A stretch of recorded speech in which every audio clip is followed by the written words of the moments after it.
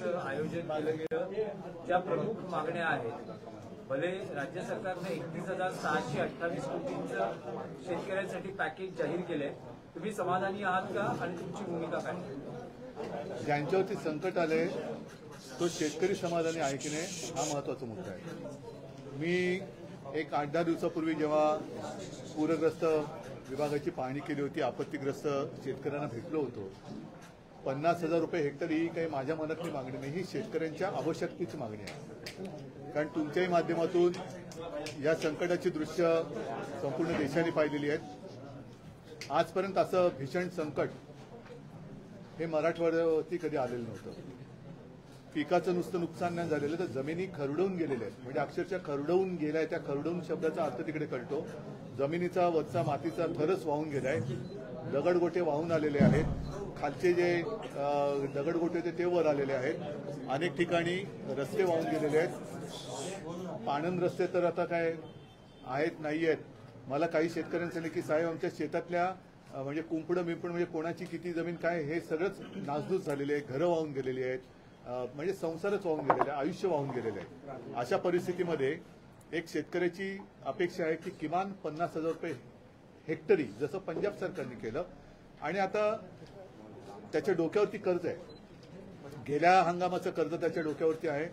साधारणतः हे पीक हाती लागलं असतं तर कदाचित त्याला 2 पैसे मिळून कर्जाची थोडीफार परतफेड झाली असती की जेणेकरून पुन्हा आता रबी हंगामाच्यासाठी बँका त्याला कर्ज देऊ शकल्या असत्या।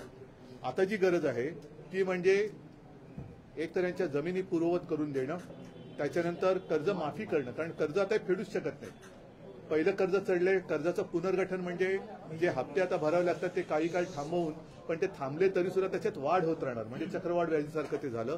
म्हणजे जेव्हा त्याचं उत्पन्न सुरू होईल किंवा पुढच्या हंगामामध्ये पुढच्या वेळेचं कर्ज मिळालं तर ते कर्ज, त्याचे हप्ते, हे कर्ज, ह्याचे हप्ते, म्हणजे हा शेतकरी उभाच राहू शकत नाही। तर सरकारने आता पूर्ण एक जबाबदारी घेतली पाहिजे पालकत्वाची। म्हणून मी गेल्या वेळेला बोललो होतो की माननीय पंतप्रधानांनी सुद्धा ते जे मुंबईत येऊन गेले, शेतकऱ्याबद्दल एक अवाक्षर काढलं नाही, त्यांना खरं कल्पना दिली होती की नव्हती हे मला माहिती नाही, की जिथे तुम्ही चालले तिकडे विमानतळ आहेच पण शेतकरी सुद्धा आहे। आता त्या शेतकऱ्याबद्दल एक अक्षराने पंतप्रधान काही बोलले नाही, पण पंतप्रधानांचा दौरा सुरळीत व्हावा म्हणून शेतकऱ्यांच्या तोंडाला पानं पुसावीत असे पॅकेज जाहीर केले गेले की जेणेकरून सगळ्यांना असं वाटलं की अरे 31,000 कोटी म्हणजे बापरे खूपच झाले, तर तसं ते नाहीये।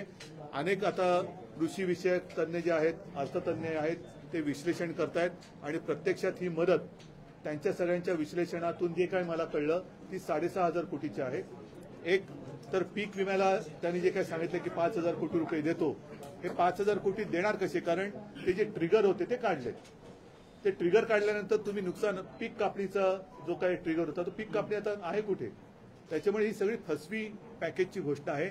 आतापर्यंतची इतिहासातली सगळ्यात मोठी थाप ही ह्या डबल इंजिन सरकारने आणि देवेंद्र फडणवीसांनी मारली। म्हणताय की उद्धव ठाकरे यांनी आरशामध्ये पाहावं, मागच्या सरकारमध्ये असताना देखील त्यांनी पूर्ण दिली नव्हती। 20,000 कोटी बरं ठीक आहे, मी आरशात बघतो, पण तुम्ही शेतकऱ्याकडे तरी बघा, शेतकऱ्याकडे बघा ना। तुम्हीच जे सांगताय की मी हे मान्य करतो की आतापर्यंत कधी नव्हतं आलं एवढं भीषण संकट आहे। देवेंद्र फडणवीसांनी कशात पाहायचा त्यांचा प्रश्न आहे, परंतु माझं जे नागपूरला अधिवेशन झालं होतं मुख्यमंत्री म्हणून, तेव्हा कोणतेही संकट असं नव्हतं, तरी सुद्धा मी कर्तव्य म्हणून माझ्या शेतकऱ्यांना 2 लाखापर्यंतची पीक कर्जाची कर्जमुक्ती केली होती। जो शेतकरी नियमित कर्ज परतफेड करतो त्यासाठी 50,000 रुपये प्रोत्साहनपर राशी जाहीर केलेली, आणि कालबद्ध परिस्थिती आजही त्यांनी जी 2017 साली जाहीर केलेली कर्जमुक्ती चालू आहे, अजूनही चालू आहे। दुर्दैवाने एक गोष्ट नक्की थोडीशी राहिली होती, ती म्हणजे नियमित कर्ज परतफेड करणाऱ्यांना 50,000 रुपये आम्ही द्यायला सुरुवात केली, आणि त्याच वेळेला करोना आला। करोना सरतो न सरतो आम्ही ती प्रोत्साहनपर राशी द्यायला सुरुवात केली, या लोकांनी गद्दारी करून सरकार पाडलं आणि त्याची 12 वाजून ते म्हणतात 16 लाख शेतकऱ्यांना आम्ही ते पैसे दिले, नियमित कर्ज भरणाऱ्यांना 50,000। आनंद आहे, पण आत्ताच्या मग शेतकऱ्याला तुम्ही का नाही देत? आणि म्हणून मी सांगितलं ना की जर का पैशाची कमी वाटत असेल तर पीएम केअर फंडातून आणा, पीएम केअर फंडातून पैसा आणा आणि द्या ना। तुम्ही 31,000 रुपये जी काही फसवी घोषणा केली त्याच्यामध्ये जुन्या सगळ्यांचा बेरीज करून त्यांनी तो आकडा केलेला आहे। त्यातले बरेचसे पैसे अजून मिळालेलेच नाहीयेत आणि मी केवळ कर्जमुक्तीच नव्हती केली तर 2-3 वेळेला जी चक्रीवादळं आली, पश्चिम महाराष्ट्रामध्ये पूर आला, अगदी चिपळूणच्या बाजारपेठेत सुद्धा मी गेलो होतो. या सगळ्या वेळेला महाविकास आघाडीच्या सरकारतर्फे जेवढी करता येणं शक्य एनडीआरएफच्या निकषाच्या वर ती मदत आम्ही केली होती आणि प्रत्यक्ष शेतकऱ्याच्या हातात घेतली. राजकारण करतोय असा आरोप केला त्यांनी. काल एकनाथ शिंदे आले होते, त्यांनी म्हटलं की उद्धव ठाकरे किती वेळा आंबाडा फोडणार आहेत.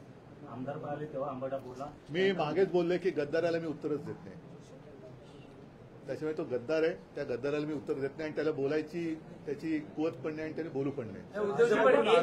तुम्ही राजकारण करताय शेतकऱ्यांच्या नावाने, तुम्ही राजकारण करताय असं भाजपचे काही नेत्यांनी आता तुम्ही जर का मी ज्याचा उल्लेख केला, शहरभर त्यांनी जी काय पूर्ण होर्डिंग लावलेत, एक तर काल परवाकडे ब्रिटनचे पंतप्रधान मुंबईत आले होते आणि जी काय मी जिकडे राहतो तिकडे बीकेसीत ते आले होते, अशी काय आणि संपूर्ण मुंबई बरबटून टाकली आणि होर्डिंग्सनी जणू काही त्यांनी या मिंदे गटात प्रवेश केला की काय अशा पद्धतीने ते होते. ही सगळी बरबटगिरी चाललेली आहे, जाहिरातबाजी. त्या जाहिरातीचे पैसे स्वतःला उपाधी द्यायची, स्वतःची पाठ थोपटून घ्यायची आणि जाहिराती करायच्या. जाहिरातीचा करोडो रुपये पैसा हा शेतकऱ्याला का नाही देत तुम्ही? आता सुद्धा तुम्ही होर्डिंग पाहिली तर स्वतःची पाठ थोपटतायत. त्यांचेच प्रदेशाध्यक्ष त्यांची स्तुती करतायत, कोण त्यांचे मंत्री स्तुती करतायत, कोण त्यांचा आमदार स्तुती करतोय. शेतकरी का नाही त्यांची स्तुती करत आहे? पण उद्धवजी, शेतकरी संकटात असताना राज्याचे सहकार मंत्री बाळासाहेब पाटील असं म्हणतात की शेतकऱ्यांना कर्जमुक्तीचा नाद लागलाय आणि निवडणुकीच्या काळात शेतकरी कर्जमुक्ती त्यांना नाद या बाबतीत जी काही घोषणा केली ती सहज केलेली घोषणा होती. तो जो काय नाद हा शब्द आहे ना, हा तो त्यांच्याबद्दलचा खरा असेल, कारण नाद कशाला म्हणतात हे त्यांना जास्त माहिती आहे. शेतकरी आज आत्महत्या करतोय आणि तो कर्जमुक्त करा हा नाद असेल तर मग या मंत्र्यांना त्यांचं मानसिक स्थिती तपासून घ्यायला पाहिजे आणि असे सगळे जर का मानसिक स्थिती बिघडलेले लोक कारभार काय करणार? म्हणजे त्यांना शेतकऱ्यांनी प्रश्न विचारला तर ते त्याच्यात त्यांना राजकारण दिसतं. कर्जमुक्ती मागितली तर त्याच्यात त्यांना नाद लागला असं म्हणतो. यांचे नाद अनेक आहेत, एकेकांचे नाद येत आहेत, कोणाचे डान्स बार बाहेर येत आहेत, कोणाचे काय बाहेर येतात, ते सगळे नादिष्ट अशी लोक आहेत. निवडणुकीत आश्वासनं ही देण्यासाठीच असतात तशी दिलेली. देवेंद्र फडणवीस असं म्हणतात की तुम्ही जी कर्जमाफी केली होती तर नवल काय केलं, आम्ही पण त्यापूर्वी 20,000 कोटीचा ते सोडून द्या ना, त्यांनी केली होती ना, आत्ता करा ना, आत्ता करा ना. मी काय केलं, तुम्ही काय केलं, आम्ही काय? शेतकरी वाचणार आहे का? आत्ता शेतकरी कर्जमुक्ती मागतोय, आता शेतकरी 50,000 रुपये हेक्टरी मागतोय, ते द्या ना तुम्ही. म्हणजे देशात काय केलं तर नेहरूनी केलं आणि राज्यात काय केलं तर उद्धव ठाकरेंनी केलं. मग तुम्ही काही करताय की नाही? का तुम्ही आता जाऊ दे, शब्द वापरता येत नाही मला. दिवाळी 10 दिवसावर आहे, तुम्ही अल्टिमेटम देताय कारण मी सांगितलेलं आहे की ह्या पॅकेजची आता पूर्ण अंमलबजावणी कशी होते त्याच्यावरती शिवसेना पूर्ण राज्यभर एक दक्षता पथक नेमेल. पूर्ण गावागावामध्ये पथक असेल.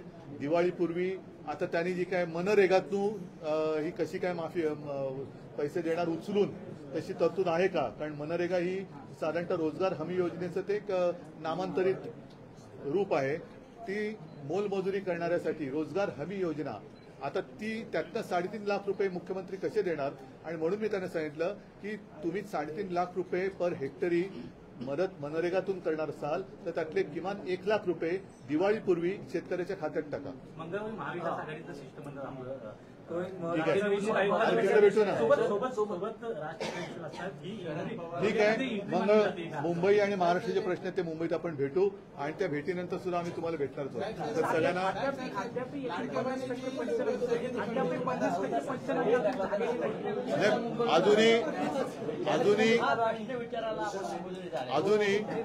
अजूनही केंद्राचं पथक इकडे आल्याचं मला तुमच्या माध्यमातून कुठेही दिसलेलं नाही. कदाचित माझ्या नजरेतनं बातमी सुटली असेल तर कृपा करून मला सांगा की केंद्राचं पथक येऊन या जिल्ह्यात या तालुक्यात या सगळ्या जमिनीची पाहणी करून गेले. आता जेव्हा पंतप्रधान इकडे आले होते त्यावेळेला हे मुख्यमंत्री आणि असंविधानिक 2 उपमुख्यमंत्री हे जाऊन त्यांना भेटून सांगायला पाहिजे होतं की आपण आलाय, आपलं स्वागत आहे, पण महाराष्ट्रासाठी विशेष पॅकेज द्या. जसं बिहारच्या निवडणुका डोळ्यासमोर ठेवून 10,000 रुपये तुम्ही केंद्रातून त्यांच्या महिलांच्या खात्यामध्ये टाकले तसे तुम्ही शेतकऱ्याला द्या. आणि माझी तर मागणी अशी आहे की पंतप्रधान हे भाजपचे नाहीत, पंतप्रधान हे देशाचे आहेत. त्यांनी केवळ एका राज्यावरती जी काही दया दाखवली आनंद आहे, मला त्याच्याबद्दल दुःख नाही किंवा कुठेही असूया नाहीये. त्यांनी पूर्ण देशातल्या महिलांच्या खात्यामध्ये 10,000 रुपये टाकावे. उद्धवजी, एक निवडणूक प्रश्न असो वा नसो. उद्धवजी, एक प्रश्न आहे. मराठी अस्मितेसाठी उद्धव ठाकरे, राज ठाकरे एकत्र आले. तसेच शेतकरी जो संकटात आहे, या स्थितीमध्ये शेतकऱ्यांच्या मदतीसाठी राज ठाकरे आणि उद्धव ठाकरे एकत्र पाहायला मिळतील का? आता सुरुवात झालेली आहे. म्हणून मी जरी याचं नाव हंबरडा मोर्चा असलं तरी मी इशारा मोर्चा म्हटलेला आहे. आणि शेतकरी जो आक्रोश करतोय तो आक्रोश जर का या सरकारच्या कानावर पडून सुद्धा सरकारचे कान बंद झाले असेल तर ते कान उघडण्याचं काम शिवसेना करेल. नाही, नाही, उद्धवजी, विषय तोच आहे. यायचं राज असेल ठाकरे, आम्ही उद्धव ठाकरे जरूर एकत्र येतील, असतील का? जरूर येतील. महाराष्ट्रातल्या प्रत्येक संकटाच्या विरुद्ध आम्ही दोघंही एकत्र येऊ. सगळ्यांना धन्यवाद. जय हिंद, जय महाराष्ट्र. मुख्यमंत्री लाडकी बहीण योजनेचे वेबसाईट कंटिन्यू बंद असते. बिहारच्या धर्तीवर 10,000 रुपये देत आहे.